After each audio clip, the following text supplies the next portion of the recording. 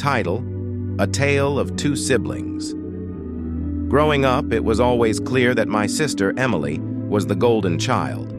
She could do no wrong in my parents' eyes, while I was the one constantly being reminded of my flaws and shortcomings. It wasn't that I didn't love her, I did. But the constant favoritism drove a wedge between us that only grew with time. It started small. Emily got new toys for no reason, while I was told to make do with my old ones. If she wanted something, my parents would drop everything to get it for her. But if I asked for something similar, I was given lectures about the value of money and the importance of saving. I tried to brush it off, convincing myself that it didn't really matter. After all, they were just toys, right? But as we grew older, the disparity in treatment became more apparent. When Emily turned 16, my parents bought her a brand new car, a shiny red convertible that turned heads everywhere she went.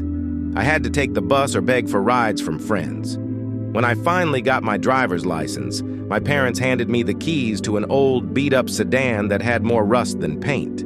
I was grateful to have a car at all, but the difference between what Emily got and what I received was glaring. It wasn't just material things either. My parents were always quick to praise Emily for her accomplishments, no matter how small, while my achievements were either ignored or downplayed. When I got into college on a partial scholarship, they barely acknowledged it. But when Emily was accepted into a mediocre school, they threw a party like she'd just been accepted to Harvard. The final straw came when I started working part-time to save up for a trip I'd been planning for years. I was so excited to finally have enough money to go on this adventure. But then one day, I came home to find my savings account nearly empty. My parents had taken the money to help pay off Emily's credit card debt. When I confronted them, they didn't even apologize. They told me that family comes first and that Emily needed the money more than I did. I was furious, heartbroken, and felt completely betrayed. But Emily?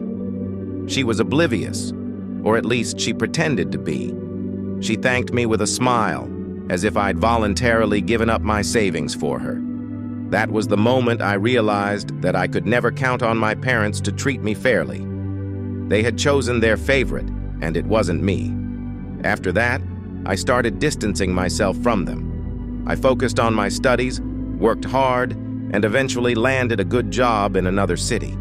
I moved away, cutting contact with my family, except for the occasional phone call or holiday visit. Emily and I drifted apart, our once close bond now a distant memory. Years later, when I had established myself and was living a comfortable life, I received a call from my parents.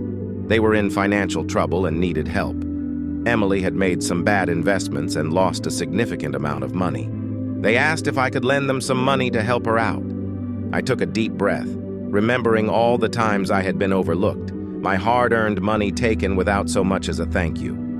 I calmly told them that I couldn't help, that I had my own life and responsibilities. The silence on the other end of the line was deafening. For the first time in my life, I put myself first. It wasn't about revenge.